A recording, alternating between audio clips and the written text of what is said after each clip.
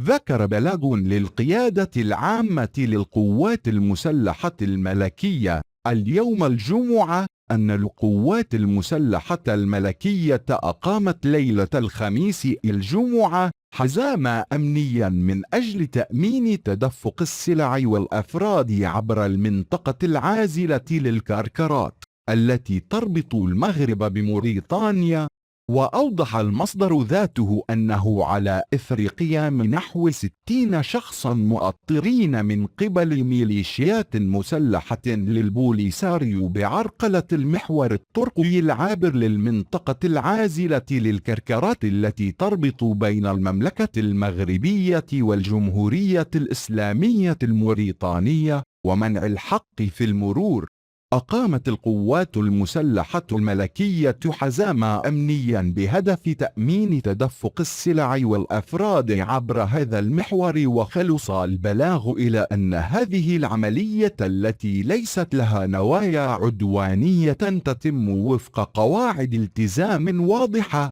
تقوم على تجنب أي احتكاك مع أشخاص مدنيين وعدم اللجوء إلى استعمال السلاح إلا في حالة الدفاع الشرعي.